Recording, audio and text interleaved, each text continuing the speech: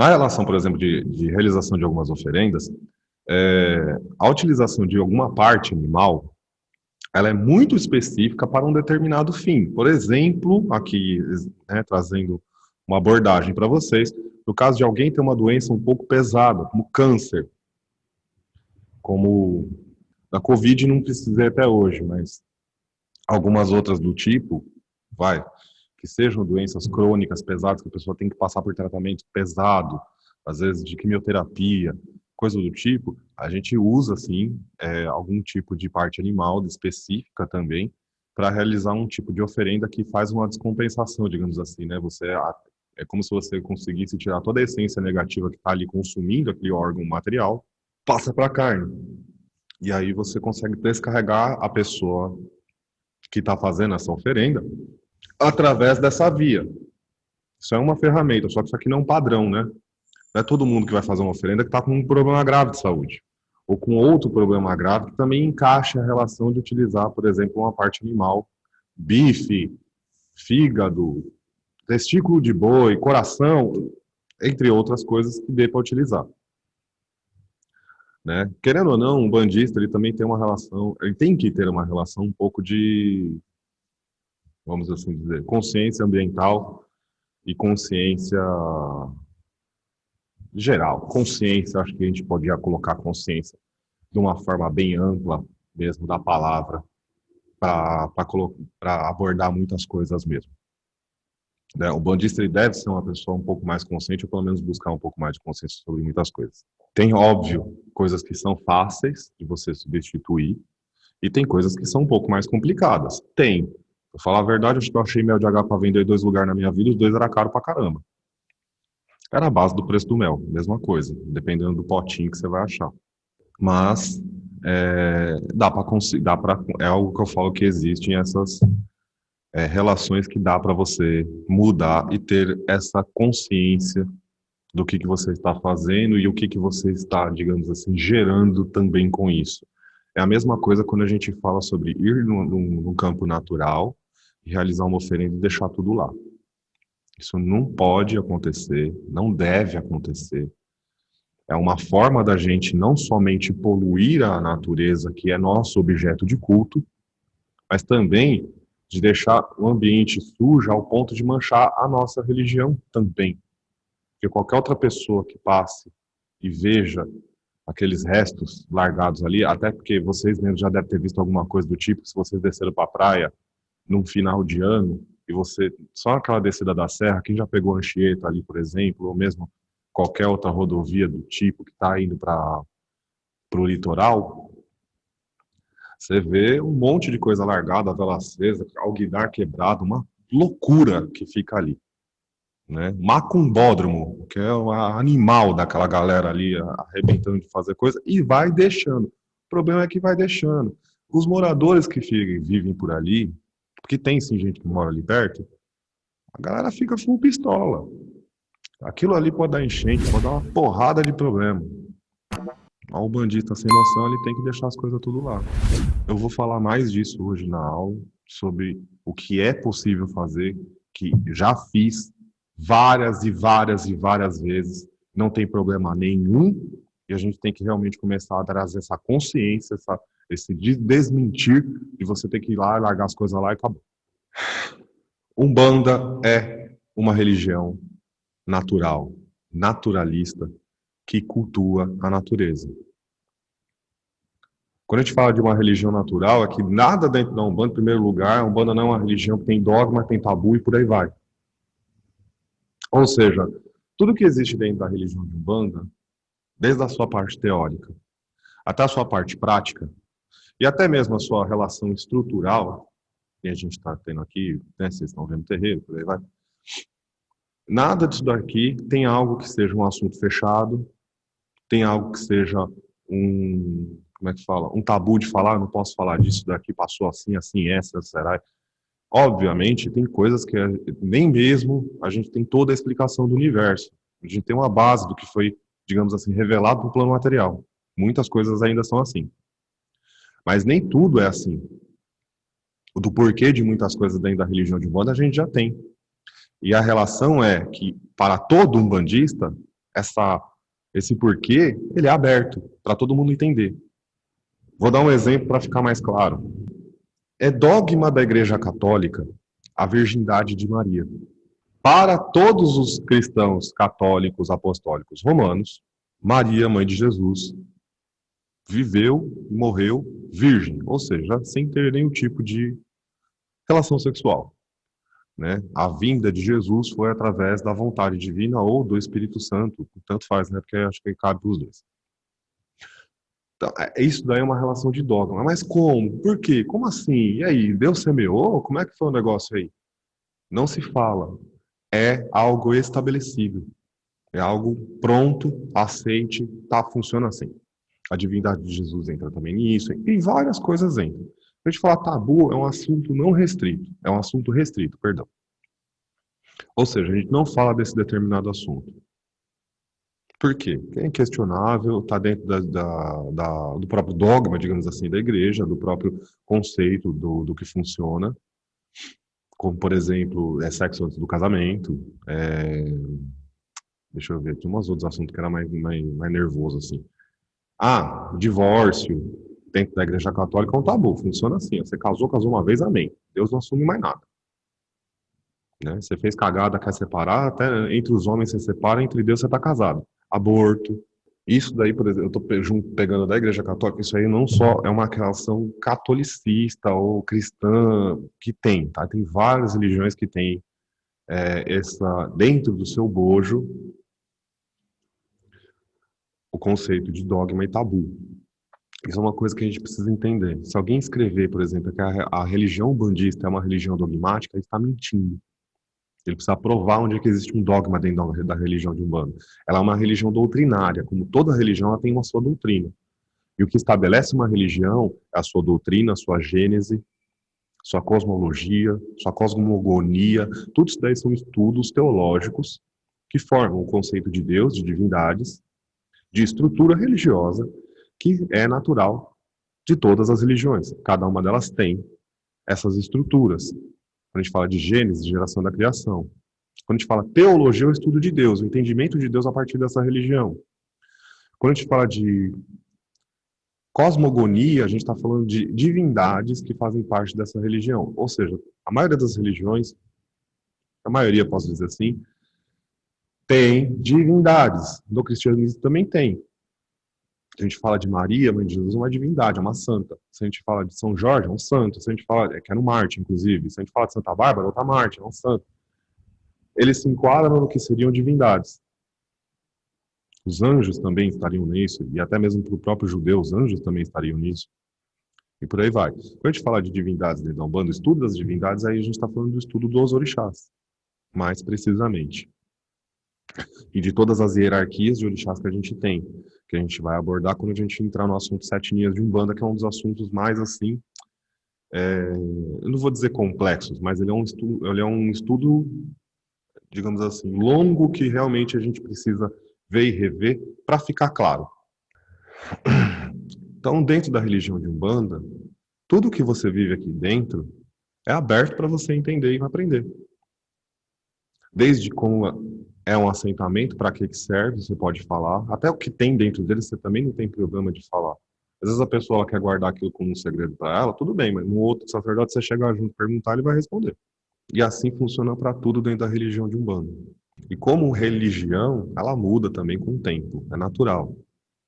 Se fôssemos uma tradição, como é, por exemplo, o culto da Jurema, lá no Maranhão, né, o Catimbó, que são tradições, eles não mudam, inclusive as pessoas elas são cristãs, a maioria delas, e praticam Catimbó junto, né, nem todas, estou falando, né, uma boa parte. Aí aquilo seria imutável. A gente ainda estaria fazendo Umbanda no mato, no meio da natureza, por aí vai.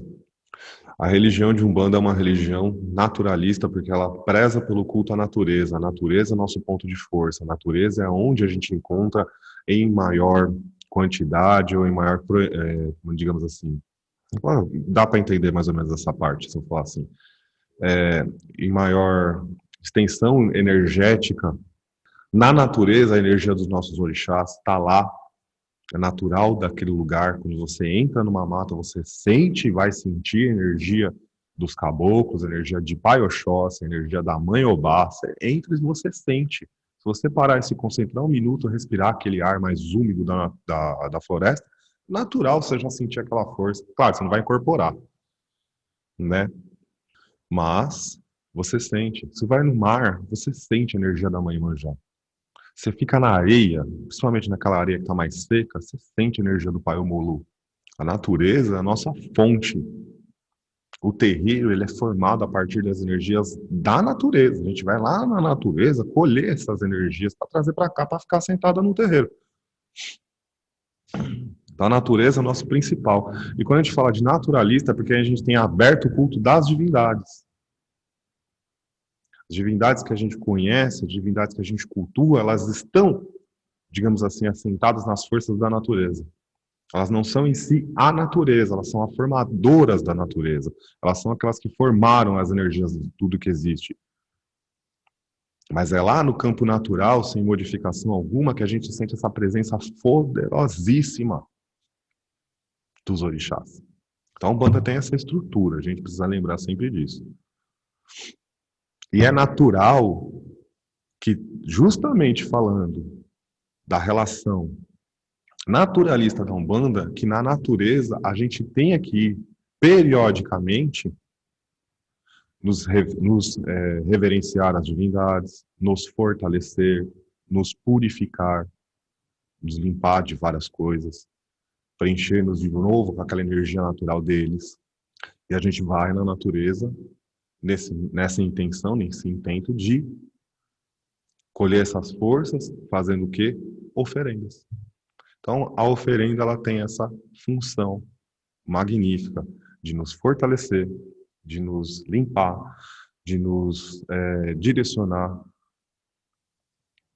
de nos energizar, mais uma vez, de fortalecer as nossas forças que estão conosco, nossos guias, as próprias ligações naturais dos nossos orixás que já tem conosco. Tudo isso se fortalece quando eu vou na natureza e faço uma oferenda. Então, para que vocês tenham essa consciência, a oferenda ela tem esse viés, ela tem esse propósito. Ir na natureza, obviamente, que quando você já está com algum problema para ser resolvido, que pode ser grande, que pode ser pequeno, que pode ser médio, que pode ser... Não importa o teu problema, quando você vai na natureza e faz uma oferenda, a gente sente esse impulso energético muito poderoso, essa força dos orixás mesmo sendo direcionadas para nós. A gente tem essa, digamos assim, esse duto energético ligando com nós, assim, nos alimentando o tempo inteiro. Tanto que depois que a gente volta, a gente sente as coisas mudarem, quase que instantaneamente. Então, querendo ou não, a relação natural, banda, é ligada diretamente na natureza. A gente pode ter o terreiro dentro de uma sala comercial, dentro de um prédio, dentro de uma casa, dentro de um quintal, em qualquer lugar. A gente pode, inclusive, fazer uma festa coletiva, chamar vários e vários terreiros todos juntos para ir, por exemplo, no Parque da Moca, para ir num estádio. A gente pode fazer onde for, cara. Mas é na natureza que a gente se fortalece. E na natureza, a gente pede licença, a gente se reverencia e a gente oferta aquilo que é do nosso coração, simbolizado nos elementos. Os elementos, eles têm energias próprias. Essas energias próprias são redirecionadas para nós. E aí elas vêm nesse poder de realização das divindades na nossa vida. E muito do que a gente nem espera, do que às vezes você nem pede, naquele momento em que você ajoelha e faz a oferenda, lhe é dado pela fé que você tem no momento em que você se prostra, ajoelha e reza.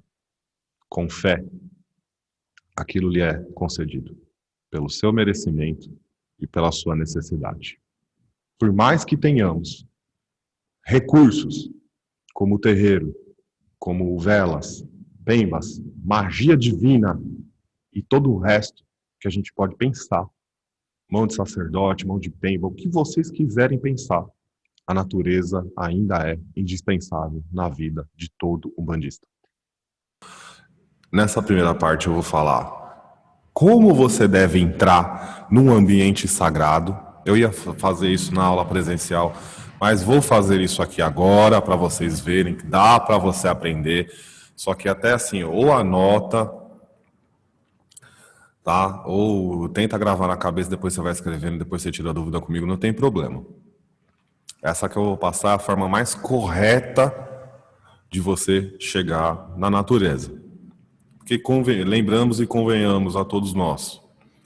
Se caso você, irmãozinho, irmãzinha, que está assistindo a aula, achou que só existe espírito e orixá, mero engano da tua parte.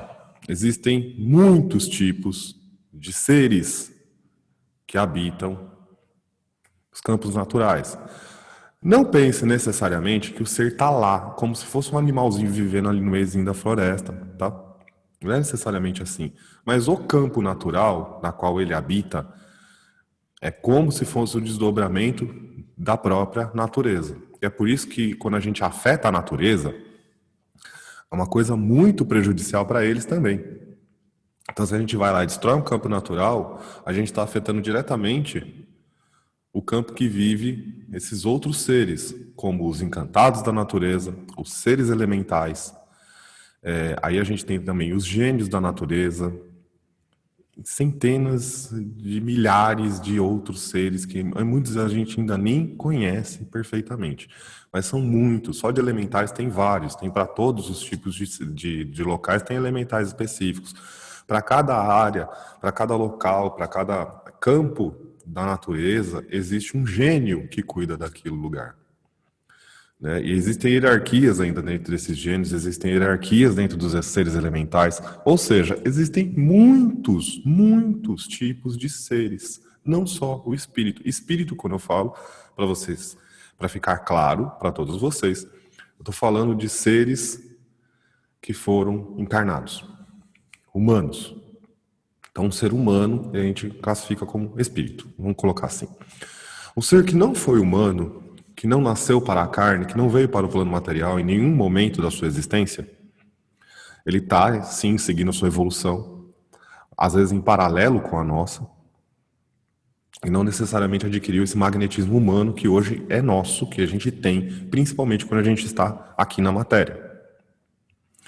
Por exemplo, um elemental da natureza, ele ainda nem está no estágio paralelo do nosso, ele está digamos assim, está num anterior, mas muito mais puro do que o nosso. Então, de cada elemento que a gente conhece na natureza, existe um elemental. Então, existem os elementais vegetais das árvores específicas. Existem os elementais de cada pedra. Existe o elemental do fogo, também muito conhecido como as salamandras. Existem os elementais da água, que são as ondinas, as sereias, entre vários tipos. Os seres encantados da natureza tem também vários. Um deles que a gente conhece popularmente, digamos assim, dentro da Umbanda, são as crianças, são os erês.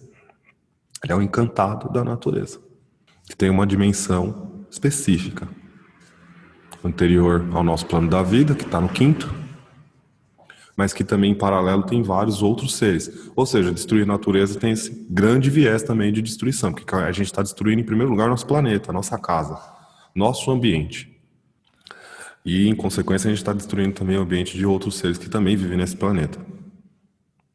Tá? Então, quando a gente vai na natureza, a gente tem que lembrar, em primeiro lugar, a casa não é só nossa, a casa é de muitos.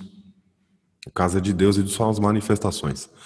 Então, quando você vai, por exemplo, no mar, quando você vai, por exemplo, numa mata, numa pedreira, numa campina aberta, existem seres que habitam esse lugar também, em paralelo, mas que ali também transitam a energia deles. Eles podem até mesmo passar, que, digamos assim, pelo plano material, não necessariamente encarnados, mas para colher energias que são dos campos naturais, para se alimentarem, para sobreviverem, para tudo. Tá? Desculpa a pergunta besta, mas existe gnomo? Existe. Ele é também um encantado da natureza, se não me falha a memória. Tá? Eu não lembro se ele é encantado da natureza ou se ele é elemental. Mas existe sim, é os serzinhos pequenininhos. Se eu não me engano, viu, Diegão? Ele é encantado da natureza, mas eu precisava conferir. O Pai Rubens ele cita em algum lugar lá dos livros dele Mas não é um ser que está, digamos assim, ele não é um ser natural, que é como também nós somos identificados. Nós somos seres naturais humanos, né? Em paralelo com a nossa dimensão, dentro deste plano da vida onde a gente habita, existem outras 76 dimensões. Eu vou abordar isso com mais profundidade no assunto Sete Linhas de Umbanda. Mas nessas outras 76 dimensões, mais a nossa 77, acho que tem 53 à nossa direita e 21 à nossa esquerda, um negócio assim. Eu não lembro se a conta deu certo aí, mas é um negócio mais ou menos nessa pegada. As dimensões à nossa esquerda, por exemplo, a primeira à nossa esquerda é regida por Exu. Então existem seres naturais Exu, não é o Exu que você incorpora para dar consulta. Esse ainda está na dimensão humana. Mas existe o Orixá Exu que se manifesta. A primeira à nossa direita é uma dimensão regida por Ogum. Ali estão os naturais Ogum. Aí sim, um desses naturais ali que habita essa dimensão é esse que vem incorporar em você. Se a gente chama, por exemplo, não é comum dentro da religião de Umbanda, mas sim, acontece. Se a gente for fazer uma chamada de Orixá Exu, vem um ser natural dessa dimensão Exu, que já está ligado em você de alguma forma, através de vários cordões e coisa parecida. Que esse assunto, se eu for entrar aqui nos planos da vida, a gente vai... eu acho que eu vou ter que pegar umas 2 aulas para explicar isso muito bem explicado para vocês, porque é realmente extenso. Mas retornando, natureza. Quando a gente chega na natureza, é importante a gente ter não só respeito pelo ambiente físico, mas pelo ambiente espiritual, pelo ambiente energético. E o mínimo que a gente faz é saudar esse ambiente, saudar as forças que existem nesse ambiente, as divindades daquele ambiente, e a divindade na qual a gente também vai oferendar. Tá? Então, a primeira coisa que a gente tem que fazer, tem que ter essa consciência, chegar lá, faz toda a sua saudação, faz toda a sua... né, pede licença para você estar dentro daquele lugar, faça todo esse procedimento para que você seja também coberto por aquelas energias e protegido.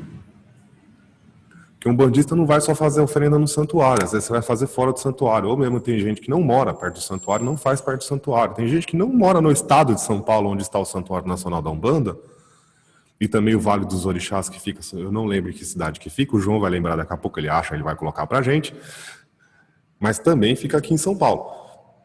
Se você mora em Curitiba, você não tem o santuário. Se você mora no Paraná, deixa eu ver, se você mora no Rio Grande do Sul, você não tem o santuário. Se você mora no Rio de Janeiro, você não tem o santuário. E aí? Então, muitas vezes você vai na natureza mesmo, tá? Você vai lá na Amazônia, você vai descer a serra ali no meio do... tem um mato aqui! Vou entrar lá, vou sacar o pau ali, vou fazer uma oferenda. Demorou. Pode, desde que você tenha essa consciência. Entrar, saudar, fazer, deixar limpo. Sempre. Deixar limpo. Nazaré Paulista. Brigadão, João. Aí em Nazaré Paulista tem o Vale dos Orixás, eu não lembro quem é que dirige. Tá? É bonito também, mas é o mesmo pegado do santuário. Para quem já conheceu o santuário, se não conhecer, você vai conhecer logo mais, tá? Vamos lá. Peraí, antes de eu tirar a cadeira, eu te explicar. Vou chegar na natureza. A primeira coisa que a gente faz é a saudação mais básica que você faz na Umbanda, que você faz no terreiro, cruzar o chão. Por que cruzar o chão? A cruz é um mistério que abre portais. É um mistério ligado ao mistério dos portais. E você, quando você cruza o chão, 1 vez, 3 vezes, não importa. Você está pedindo licença, simbolicamente, para que se abra aquele portal, para que você possa fazer sua oferenda. Para que você possa adentrar aquele campo. Então, simbolicamente, não vai aparecer menina do samba que eu vou ficar agachando, levantando, mas vai sair isso aqui. Então você vai, cruza o chão. Deixa eu aqui dar uma vez. Pede licença. Quando você estiver entrando, deixa eu dar uma agachada, acho que foi melhor. Quando você estiver entrando no ambiente, decidiu, vou fazer aqui nesse local, é aqui que eu quero fazer minha oferenda, pare 1 minuto, saúde as forças daquele lugar. Como posso saudar essas forças, Pai Caio Caçola? É simples. Vamos supor aqui que a gente vai fazer uma oferenda para o Pai Oxóssi. Mata, tal, bonitão, as árvores lá, folha verde, maravilhosa. Estou entrando, cruzo o chão, peço licença, Pai Oxóssi, para poder adentrar sua mata sagrada, todos os seres que vivem nesse ambiente, a vossa licença, respeitosamente, para eu adentrar esse lugar e realizar a minha oferenda. Amém. Isso é uma licença simples. Você já pediu, você pode entrar. Pé direito. Por quê? Porque é energia positiva da sua vida. Seu pé esquerdo não é energia ruim. Seu pé direito, ele tem essa relação também das suas forças à direita, das suas ligações com a direita e com o alto. Se você vai fazer uma oferenda para a esquerda, você entra com o pé esquerdo mesmo. Vai fazer para a direita, entra com o pé direito. Entrei no lugar. Achei o local que eu quero fazer minha oferenda. Falei, tá, quero fazer aqui. Respeitosamente, em pé mesmo, pode ser, não tem problema. Clama ao Divino Criador, pede licença para Ele, para a sua lei maior, para a justiça divina, para o Sagrado Pai Oxóssi e todos os seres que habitam aquele local. A licença para que ali você possa afirmar a sua oferenda. E agora grava esse negócio aqui que é importante. E respeitosamente e simbolicamente saúdo essas forças. No alto.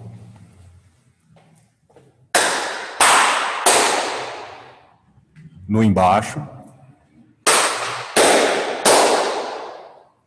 À minha frente. No meu atrás.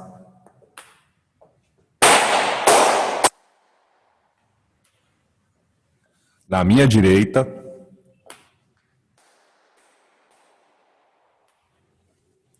Na minha esquerda.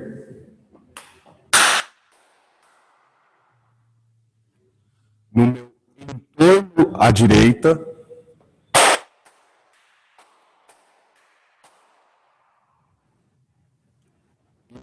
Entorno à esquerda.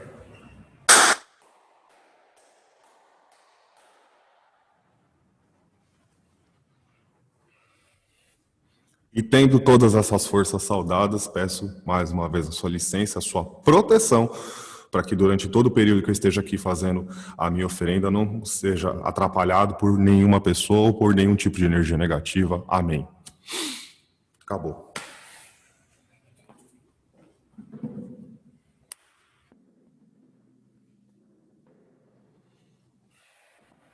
Você faz esse procedimento, pedindo licença, batendo palma 3 vezes, né? No giro você bate 7. Que você está simbolicamente saudando todo mundo que está ali dentro, e principalmente a divindade na qual você vai se reportar e oferendar. Para vocês guardarem isso, tá? De procedimento, lembra? Você vai bater palma, pedir licença, não precisa decorar o que eu falo, você não precisa me copiar, não tem essa necessidade. Seja você, irmão, no seu coração, na sua fé, irmão ou irmãzinha, faça. Mas essas posições têm seu simbolismo, porque você está saudando todas as forças a partir das suas forças. Isso daí é N, cara. Quando você faz um negócio desse, você vai fazer uma oferenda, você vê que, digamos assim, o retorno que você tem na hora de receber, digamos, a bênção que você está pedindo na hora de você fazer a sua oferenda é muito maior e muito mais rápido, inclusive, tá? Então, aqui, ó, na ordem, eu vou editar para vocês.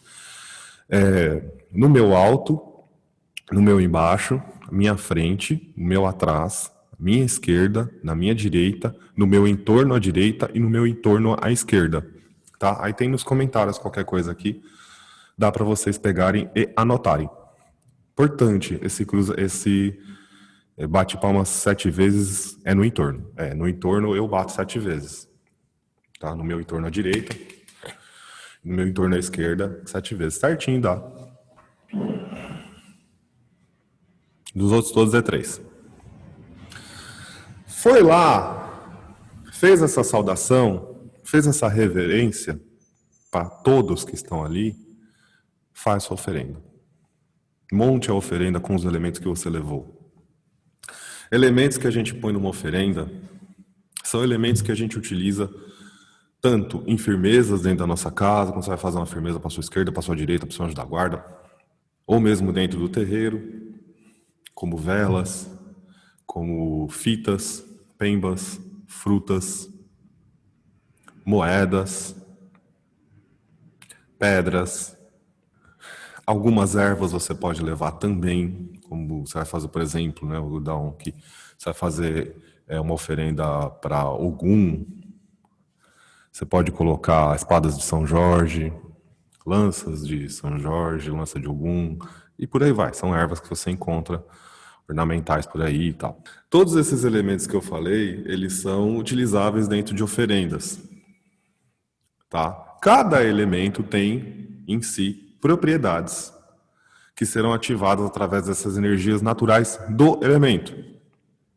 Tem muita gente, eu vou colocando conforme eu vou lembrando, eu sei que eu não vou lembrar todos, mas alguns eu vou lembrar aqui mais para título de curiosidade, coisas que vão ser combinadas. Frutas, vamos começar com frutas. Tem frutas específicas para cada orixá, isso aí vocês conseguem estudar e descobrir. Tem um livro maravilhoso, acho que tem, um é certeza, o outro é um chute, que eu não lembro tudo de cabeça. Se não me engano, no livro Teogonia de Umbanda, do pai Rubens Saraceni, e o Orixás Ancestrais fala sobre algumas frutas, mas tem um que eu tenho certeza absoluta, que é o livro da minha amada mãe Domitilde, minha mãe de santo, que eu amo tanto de paixão, em memória a ela, onde ela estiver, que ela receba sempre esse amor incondicional que eu tenho por ela, que ela escreveu, que se chama Umbanda, Rituais com Amaci.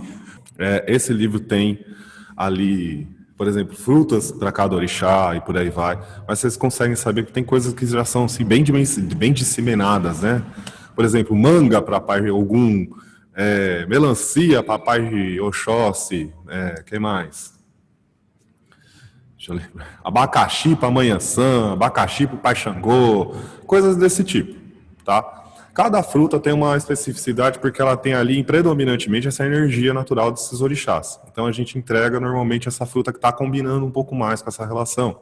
No caso da dúvida do Diego, pai, mesmo os elementos naturais como ervas e coisas do tipo devem ser recolhidos após o término da oferenda. Tem coisas que às vezes eu deixo, por exemplo, né? Eu vou falar até uma coisa assim, erva. Normalmente se eu vou fazer oferenda para algum, eu levo espada de Ogum, né? Sabe o que é a espada de Ogum, né, gente? É essa aqui, na verdade, o verdão. Eu acabo trazendo de volta, porque eu planto elas, né? Eu venho e trago ela com esse axé. Aí então, né? Já mudou de ideia. Ela falou, vai vir com axé, né? Vai vir com axé, então sento o pau. Fruta, às vezes eu deixo, dependendo da fruta. Se eu abrir a fruta, você pode deixar a fruta inteira, fechada, você pode abrir ela parcialmente e você pode abrir ela inteira. Se eu abrir ela inteira ou parcial, eu deixo. Porque tem passarinho, tem um monte de bichinho que vai lá e pega, né? Que mais? Agora, digamos assim, todo o resto praticamente eu levo embora.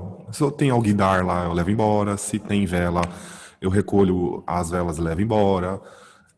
Tem que tomar um cuidado para não ter nenhum tipo de incêndio. Mesmo o que já derreteu de parafina, eu tento tirar para não deixar nada de resto ali. Fita, pano, bebida, copos, cambal, tudo vai embora. Retornando, então vamos lá. Mistério das frutas. A gente pode colocar uma fruta dentro de uma oferenda, 7 frutas dentro da oferenda. O que caber no seu bolso você puder. Eu deixo mais assim para o pessoal entender. A fruta ela é um vegetal. Dentro do domínio, digamos assim, dos campos, dos 7 elementos, ela está dentro do campo vegetal, tá? Todas as frutas. Assim como as próprias plantas em si, né, são vegetais em si, raízes também são, sementes também são, e por aí vai. Então, quando a gente, por exemplo, coloca uma fruta, eu estou colocando esse mistério vegetal dentro da oferenda para ser ativado na minha vida, que vai me trazer uma série de ações propiciatórias para mim. Se eu colocar 7 frutas iguais ou até diferentes dentro do mesmo contexto, eu estou abrindo o mistério cétuplo desse mistério vegetal das frutas. Então eu estou complementando mais ainda, ou seja, ele se torna uma oferenda mais abrangente. Então, se eu estou colocando, por exemplo, mistério vegetal, então eu estou lá, coloquei uma fruta, mistério vegetal ativei, né? Dentro da oferenda, na minha oração, pedi, ativou-se o mistério vegetal no meu propósito. Coloquei 7 frutas, ativou o mistério sétuplo vegetal, ou 7 dos 7 vegetais sagrados, das 7 frutas sagradas, posso colocar assim, para vocês entenderem. Coloquei uma vela, é o mistério da chama, que é um mistério naturalmente purificador e equilibrador da criação. É aí, dependendo de quem que você está oferendando, por exemplo, o Pai Oxóssi, ele será um mistério equilibrador, expansor e purificador dos meus excessos dentro dos campos da expansão, dentro dos campos do meu conhecimento e por aí vai. Coloquei uma vela, o mistério ígneo está ativado. Coloquei 7 velas, eu estou colocando o mistério sétuplo das 7 chamas sagradas atuando através do conhecimento. Não é o mistério da magia divina, deixar isso claro. Esse mistério ele é maior do que a magia, ele também está presente na Umbanda, de forma religiosa. Então, religiosamente você está ativando um mistério divino. Coloquei incenso. Pode colocar incenso dentro de oferenda? Pode. Incenso varetinha? Pode, sem crise. O incenso ele representa mistérios eólicos, inclusive, né? Então, ele vai trazer essa relação do mistério eólico na minha vida. 7 ares sagrados, 7 assopros sagrados, ele também ativa através desse mistério religioso. Se eu colocar um pano dentro da oferenda, pano, para vocês saberem o que o pano faz, rapidão, eu já vou responder ao do Estevam. O pano, ele é um mistério selador. Ele entra dentro do mistério do que seria os 7 mantos sagrados dentro da religião de Umbanda, e nesse mistério ele sela para somente ter acesso àquela divindade X que você oferendou, né? Então, por exemplo, oferendei o Pai Oxóssi, somente o Pai Oxóssi, as hierarquias do Pai Oxóssi diretamente vão receber. Se eu oferendei um caboclo, somente aquela linha de caboclo recebe, ou o hierarca daquela falange. Se eu oferendei um Exu, nenhum outro Exu consegue, por exemplo, absorver a energia dali, somente aquele que eu oferendei. É um mistério que fortalece toda a sua oferenda e que estabelece essa energia. Tá? Você coloca um pano simples, redondo, quadrado, 2 panos, 7 panos, você consegue colocar. Tá? Lembrando que pano para você utilizar dentro da oferenda, você não precisa colocar um pano de cetim, pano chique. Cara, às vezes vai pelo simples que funciona. Se você pegar, por exemplo, esqueci o nome, TNT, cara, TNT que você compra aí na Armarinho Fernando, por exemplo, TNT serve. Pega um TNT na cor, ou se quiser branco mesmo, senta o pau. Corta um pedacinho, você vai comprar o bagulho, acho que tem 4 metros por não sei quanto custa, eu não lembro quanto custa, mas era barato. Vai lá, recorta um teco, pau. Senta o pau. É até bom, às vezes, pra você recolher as coisas. Tipo, pau, beleza. Tá? Então, cada elemento que a gente está colocando dentro da oferenda, ele tem não somente um simbolismo, ele tem uma ação para conosco, e ele também pode estar ativando um mistério mais de um mistério ou um mistério maior. Fitas, mistério das fitas. Linhas, mistério das linhas. Padezão de Exu. Tá? Ele é um mistério em si. Então você não precisa fazer 7 padê para colocar dentro de uma oferenda só. Um padê já está suficiente. Ele tem imbuído dentro dele mistérios vegetais, mistérios aquáticos, que aí você coloca azeite de dendê e por aí vai. Aí ele já é uma oferenda muito mais específica, por exemplo, para a divindade Exu, Pombagira, para o guia Exu, para o guia que é Pombagira, por aí vai. Tá? Ele já tem um outro tipo de mistério que ele tem várias ações imbuídas dentro dele, fortalecedor, estimulador, vitalizador da força, e por aí vai. Muitas funções. E essa daí a gente já faz mais específica. Comidas, vamos lá. É muito comum a gente ver dentro do candomblé as oferendas serem, até os nomes mais específicos, Amalá, Oxalá, Bode Exu e por aí vai. Que elas são basicamente comidas, receitão mesmo, tal, que você faz e você oferenda. Dentro da Umbanda a gente faz isso? Pode ser feito também. Tá? Eu tenho o costume de fazer mais a relação, por exemplo, frutífera, o elemento curiador, que é a bebida, alcoólica, que vai que vai nessas oferendas junto, e entre outras coisas. Algumas delas eu faço também, por exemplo, esses, digamos assim, pratos. feijoada para o Pai Ogum, que não vai carne, inclusive, tá? Nem da do candomblé não vai, é só feijão preto. Como é que fala? Canjica de Pai Oxalá, coisas do tipo, dá para, sim, podem ser feitas na Umbanda também. Curiador. Curiador que a gente fala, né? Esse nome é o nome que a gente dá para a bebida alcoólica que é utilizada nos rituais umbandistas dentro da gira e também nas oferendas. A bebida alcoólica, ela tem muito a capacidade de diluir, desfazer, quebrar forças negativas, cordões energéticos negativados que estejam ligados a nós, alimentados por pessoas pensando coisas ruins, ou mesmo de seres que se servem do mal e ativam coisa ruim mesmo para te prejudicar na tua vida e coisa parecida. A bebida alcoólica, ela tem essa qualidade. A das mais fortes que a gente tem é a pinga, por isso que usa tanta pinga aí nas coisas de Exu. A pinga, ela quebra muita coisa, principalmente cordão negativo e até alguns níveis de magias negras, melhor, magias negativas, ela quebra. A pinga tem essa capacidade visceral. Tem outras bebidas que a gente utiliza, por exemplo, para caboclos, para marinheiro e para Pai Ogum usa cerveja amarela, né? Pilsen, né? Vamos colocar assim. Para Pai Xangô, alguns caboclos também aceitam cerveja preta. O vinho vai também para Pai Ogum, vai para Pai Oxóssi, vai para Pai Oxalá, vai para vários orixás, se não me engano, até Pai Omolu. Pai Omolu também aceita, Pai Obaloé também. O que muda de cada uma dessas bebidas, não somente a sua composição, né? No caso, o vinho feito de uva, pinga é feita de cana-de-açúcar, o uísque é feito de malte, entre outras coisas, que é esse elemento que muda, né?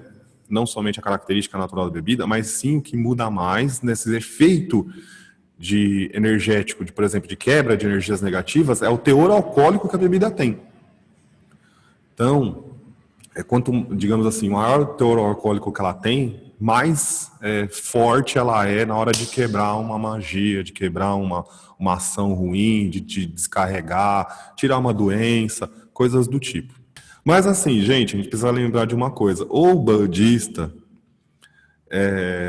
não precisa, vou falar de novo, não precisa gastar o salário para fazer oferenda. Não precisa comprar o absinto. Você vai gastar, sei lá, 100 conto essa garrafa. Vai saber Deus quanto tá esse troço. Não. Não. Oferenda é simples também. Assim como a firmezinha que você faz na tua casa, ela vai lá, acende a velhinha. É simples, gente. Não é pra ser a desgraceira do campo. É porque tem uns caras aí na internet, inclusive, não é reclamação que eu tô fazendo, mas é uma observação. Que você vai ver os caras aí, faz umas oferendas aí, eles publicam, né, com todo amor, né, com todo ego. Pau, nossa, só eu que fiz o negócio. Dá pra colocar, é quase um, como é que fala, um delivery ali, né? Negócio cheio de coisa. E pá, enorme, gigantesco. Cara, não tem necessidade. A maior coisa que você tem que levar, o maior elemento que você tem que colocar de maior quantidade, de maior proeminência, de tudo de maior que você tem que colocar dentro da tua oferenda é a tua fé. Sem fé não adianta. Você pode comprar o açaí e oferendar ali inteiro que não adianta. A tua fé que faz a diferença. Com fé verdadeira, uma vela e um copo com água faz milagre. Além do elemento que você está colocando dentro da sua oferenda, há também outros mistérios que você ativa junto dos elementos, que são os mistérios dos símbolos. Então, por exemplo, quando você faz uma oferenda no formato losangular, né, o balãozinho, né, abre-se um mistério dos 7 losangos sagrados. Quando você faz oferenda em círculo, ou você vai fazendo ela toda circular, você coloca um elemento central, por exemplo, eu vou dar um exemplo aqui, uma oferenda de Exu, colocou um pano redondo embaixo, coloquei o alguidar no centro, também já é redondo, já é circular, aí você vai colocando as velas em torno do pano, aí você vai colocando também o curiador, aí você coloca, por exemplo, 7 charutinhos, 7 cigarros, e aí você vai intercalando. São outros círculos que você está abrindo. Então você vai abrindo o mistério dos 7 círculos sagrados, que é uma função na sua vida, né? E mexe muito, se não me engano, 7 círculos. 7 círculos sagrados, ele mexe com a frequência energética que a gente recebe e que a gente doa. Então ela também ajuda a regularizar essa parte da frequência energética. Você pode montar uma oferenda no formato de uma estrela de 5 pontas. Você vai abrir o mistério das 7 estrelas sagradas. Religiosamente, não é na magia divina. A magia divina tem seus procedimentos naturais, tem que se iniciar na magia divina, tem que fazer curso primeiro de magia sétima sagradas. Aí você vai abrir magias no mistério mágico, no mistério magístico. Na religião, a gente abre o mistério religioso, tá? Isso aí tem que ficar um pouco claro para não se confundir. Então, o formato com que você monta a tua oferenda também tem seu significado. Você pode fazer uma oferenda em cruz, mistério dos 7 cruzes. Em triângulo, mistério dos 7 triângulos. Em hexágono, mistério dos 7 hexágonos sagrados, dos 7 heptágonos sagrados, dos 7... por aí vai. Círculos, octágono e por aí vai. Você consegue montar de várias formas diferentes. A oferenda que a gente monta, ela é um simbolismo também, não que ela inteira seja somente um simbolismo, mas ela também carrega esse viés do simbolismo, da nossa dedicação, da nossa fé, do nosso amor naquele momento, dos nossos pedidos, daquilo que a gente quer para nós. Então, quando a gente para em uma outra oferenda, quanto mais bonita, digamos assim, ela ficar, quanto mais bela ela ficar aquela montagem, pode ter certeza que melhor, mais harmônica, mais aquilo vai fazer sentido para você e mais energia positiva você vai receber. Não tenha dúvidas. Então, gravem isso também, crianças. O formato na qual você faz ajuda. Por exemplo, vou dar o exemplo da oferenda em triângulo. Você pode montar uma oferenda em triângulo na natureza, tá? Um triângulo com vórtice voltado para cima, sendo você na base de baixo, né? Você está aqui, né? A posição que eu estou aqui, ele fica assim, né? E eu estou aqui de frente, ajoelhado, na base do triângulo. Em cada ponta do triângulo, você pode colocar 7 velas. Então, eu vou dar um exemplo aqui, eu acho que um exemplo bem viável. Exemplo de uma oferenda para a mãe Oialugunã, mãe sagrada do tempo. Então, a gente usa 7 velas brancas, 7 velas, pode ser azul noite ou preta, e 7 velas roxa, que é para ajudar a trabalhar nesse aspecto temporal da pessoa, paralisando processos kármicos. Você pode pegar esses montinhos de 7 velas, ou deixar enfileirado, né? O que é difícil na natureza, às vezes, você conseguir acender tudo em fileirinha, porque bate vento, é um pouco complicado. Ou você pode juntar tudo num monte. Um monte aqui, um monte em cima, outro monte aqui. Abriu-se o mistério? Abriu-se. Inclusive, se você põe, por exemplo, né, vou dar um aqui, 7 velas de 3 cores diferentes, você está abrindo esse mistério das chamas, né, nas 7 chamas religiosas, assim, vamos assim dizer, em 3 aspectos diferentes. Flores também podem ser colocadas dentro da oferenda, assim como ervas, né? Espada de São Jorge. Flor, você pode colocar rosa branca, rosa vermelha, rosa amarela, rosa cor-de-rosa, é, crisântemo, margaridinha. Muitas vezes para você, está passando um certo perrengue na sua vida, e fazer uma oferenda lhe ajudaria muito.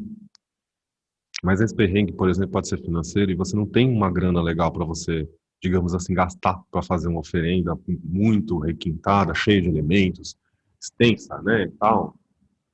E como eu falei até no bloco anterior, quando você vê algumas oferendas de umas pessoas aí que postam, fazem questão de postar no Instagram, no Face, coisa parecida, aí você se sente até meio, né, inibido a não fazer, vamos assim dizer. Você fica meio, nossa senhora, uma oferenda desse tamanho, eu vou fazer um breguetezinho assim, puta, não sei nem se faço. Eu já ouvi muita gente falar isso, cara. É triste. Mas assim, vamos lá. Umbanda é uma religião que prega e vive simplicidade. Não importa o nível de qualidade excepcional que você vai pagar na sua bebida para você colocar na oferenda, é, ou coisa parecida. Cara, põe menos, não tem problema.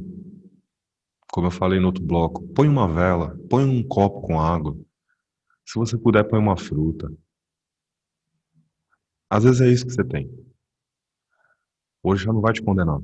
A divindade nunca vai te olhar de meio olho e falar assim, essa oferenda tá meio pequenininha que eu não vou aceitar, não. Jamais.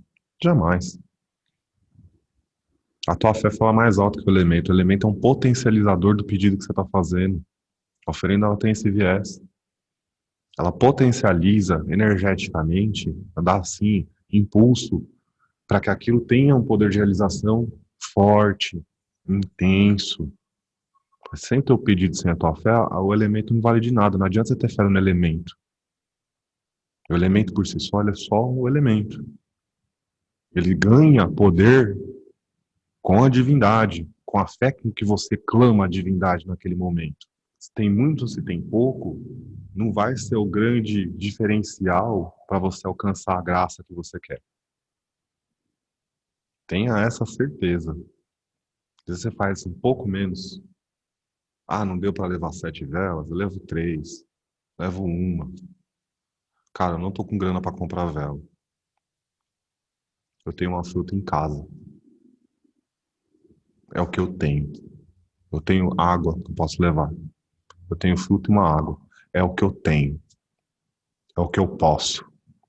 E pode ter certeza, meu irmão, que essa água, meu irmão e minha irmã, essa fruta ou qualquer outra coisa que você possa, de coração, fazer como uma oferenda na natureza, ela vai ter muito mais resultado, mas muito mais resultado do que aquele cara que foi lá, gastou, sei lá, R$ 400 para fazer um negócio super show, espetáculo, para ele só bater foto e colocar no Instagram. Pode ter certeza absoluta do que eu estou te falando. Tempo. Como eu falei, a gente precisa pensar na natureza, em preservá-la, em cuidá-la e por aí vai. Como é que eu faço com esse negócio dos elementos tá lá e aí agora fica esse vai, não vai, traz, não traz e o que eu faço? Recomendação. Vai lá, fez toda pediu licença para você entrar, fez todos os procedimentos que eu ensinei, encontrou o local para você fazer a sua oferenda, ajoelhe, monte a tua oferenda.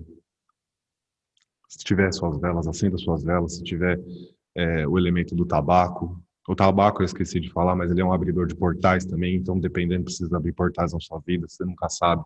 Deu a intuição para colocar, ou na orientação tá, coloca, se possível. Coloca, montou. Acendeu o que precisa acender, abriu o que precisa abrir. Faz a sua oração, seu coração. Clama ao Criador, clama a lei maior, clama a justiça divina, peça essa proteção para você estar dentro dos princípios da lei e da justiça. Clama a divindade, clama o orixá que você está ali, clama o guia que você está ali chamando. Peça aquilo que você precisa, sem vergonha, sem medo, sem milindre, sem nada. Peça, é aquilo, é teu momento. Você já foi até lá, você já está ali. Vai lá e faz. Não precisa, não sei como pedir, não tem essa relação, seu coração sabe como pedir, nem que você chore e fale assim, eu preciso de tal coisa, faça, por favor, na minha vida, porque eu não tenho mais saída. Fez sua oração bonitinho e tal. Recomendação, permaneça ali. Você não precisa ficar de joelhos, pode sentar, por exemplo, pode ficar próximo da oferenda. Fica ali, no mínimo 20 minutos, meia hora, até as velas abaixarem bastante. A captação energética que o orixá tem de absorver esse tipo de energia e já começar a atuar na tua vida é muito rápida. Mas fica ali, absorve essa energia, sinta essa energia sendo absorvida por você. Claro, fica de olho para não acontecer nenhum tipo de acidente. Mas, óbvio, permaneça ali do lado, tenta permanecer em meditação, tenta permanecer numa forma concentrada, absorvendo aquela energia. Mesmo, não estou falando para você ficar em silêncio, quieto. Se você está com uma outra pessoa, não tem problema você sentar, às vezes conversar, falar alguma coisa, mas permaneça ali durante o tempo. Permaneceu durante esse tempo, as velas foram mais consumidas, né? Precisou estar ali.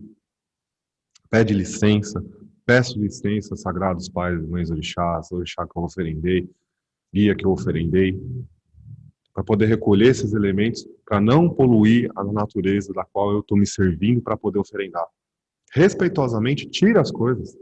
Tira a tua garrafa de bebida, tira os seus restos de vela, apaga. Pode apagar, não tem problema. Não vai matar ninguém, não. Pode ficar sossegado. Não é o fato de você tirar uma vela que ainda não terminou de acabar da natureza que você não vai receber axé. É uma puta de uma mentira falar um negócio desse. Sim, você foi lá, você fez de joelho. Meu irmão e minha irmã, aprendam isso. Se você está de joelho na frente de uma divindade natural, na natureza, às vezes você não tem nada para oferendar, mas você está fazendo aquilo de coração, você está recebendo. Tenha isso na sua cabeça. Você não tem nada, você está ali naquele momento. Ajoelha, clama, de coração, aberto. Você recebe, pode ter certeza. Então não é o fato de a vela estar um cotoquinho assim, você vai lá e apaga lá rapidinho, tira aquele resto para não ficar sujo ali, porque sim, é sujeira. Outra pessoa pode ir ali também querer fazer uma oferenda, já está uma zona, ou mesmo, às vezes é um lugar, digamos assim, de comum acesso, como praia. Coisa mais desagradável do mundo, até mesmo para o próprio bandista, você chegar na praia, você quer se banhar, você quer curtir com a sua família, você quer fazer outra coisa, tem um monte de bagulho jogado ali atrás. Horroroso, desculpa, é muito feio. Quando não tem os bichos mortos, as galinhas lá com as pernas, né? Pá, tá um negócio ali. Puta, cara, que zoado, bicho. Desculpa. Permaneceu o seu tempo, foi lá, recolheu. Descarte dessas coisas. Descarte. Normal. Normal. A energia já foi absorvida. O que tem de essência energética daqueles elementos que você oferendou, já foi. Já tá lá. Já subiu, já bobear, já tá batendo aqui no seu crânio aqui, você não tá nem sentindo direito, mas já tá. Já está resolvendo. Volta para sua vida normal. Se você quiser chegar em casa, tomar um banho de ervas ainda para você se sentir mais energizado, pode. Se você quiser, depois tiver outras coisas para fazer também no seu cotidiano, pode. É normal que quando a gente vai fazer uma oferenda na natureza, a gente chega um pouco cansado em casa. Tem uma vontade de dormir, né? Coisa do tipo. Uma por causa do próprio esforço físico, de você fazer, você ajoelha, levanta várias vezes. Mas você faz. Antes de ir embora, já com tudo recolhido, faça a mesma saudação de entrada, pedindo licença para se retirar daquele local. Se possível, se vocês lembrarem, peça para que também daquelas energias ajude aqueles seres da natureza também. Eles serão muito gratos a você. Eles vão passar a te ajudar também mais ainda, porque você se importa. A coisa mais difícil que a gente vê hoje em dia no ser humano é ele se importar com alguém, com alguma coisa. Isso é a realidade, gente. É indignante mesmo falar um negócio desse. Recomendado o uso de roupa branca? Sim. Na natureza, roupa branca. Sempre. De preferência. E de preferência, até que você já tocou no negócio da roupa, eu acho que eu até acabo esquecendo, mas... o ideal é que você esteja de branco. As meninas não precisam usar saia, por exemplo. A não ser que você queira. Pode ir, não tem problema também. Mas que de preferência você esteja com a cabeça coberta. Com o que é cabeça coberta? As meninas é filá, as meninas é o paninho de cabeça que eu já falei. Por quê? Porque dentro do campo natural, como eu falei, existem centenas de seres que habitam aqueles campos. O nosso pensamento, ele funciona de uma forma, ele é tão alto para eles quanto você ouvir black metal no último volume, sabe? Tipo, um negócio meio atormentador. Quando você coloca o pano na cabeça, ele dá uma filtrada até mesmo para eles. É só quando você realmente projeta mentalmente a divindade, aí aquilo fica mais alto. Então não é tudo aquilo que você está fazendo que fica incômodo. Tá? Tenham também uma atitude respeitosa quando a gente está fazendo uma oferenda. Não é brincadeira, não é lance, não é né? Uhul, vamos lá, nossos parceiros, vamos tudo junto aí fazer um oferendão. Pá. O outro irmão está ajoelhado, às vezes você não está fazendo aquela junto com ele. Tenha respeito. Mantenha o campo natural, é o campo dos seus pais e mães orixás também. Tá? Tem essa postura mesmo. Né? Naquele momento é seriedade. A brincadeira, a gente tem hora de fazer a brincadeira. Naquele momento é seriedade. Tá bom? Entenderam, crianças? Existem 3 tipos de oferendas básicas que vocês precisam entender, saber, para quando vocês forem na natureza, coisa parecida. Primeiro, são as oferendas purificadoras, e a gente pode colocar várias coisas nesse aspecto purificador. Por exemplo, oferenda para descarregar, oferenda para resolver aspectos de doença, oferenda para abrir caminho nem tanto, né? É oferenda para quebrar a demanda, para quebrar a magia negativa, coisas do tipo, são oferendas purificadoras. Tem várias, né? A gente pode abranger muitas coisas dentro desse aspecto purificador. As oferendas, segundo tipo, as oferendas restituidoras, são justamente essas que a gente busca, essas relações de bênção, né, na nossa vida, abertura de caminho, conquistar um emprego, que mais? Pedir fortalecimento das nossas forças, das nossas energias, dos nossos guias. Isso é uma oferenda restituidora. E a terceira, que aqui quase ninguém faz, que é a oferenda de agradecimento. O ideal, mundo ideal, sei que não vivo no mundo ideal, sei que não posso falar do mundo ideal, mas eu vou falar do mundo ideal.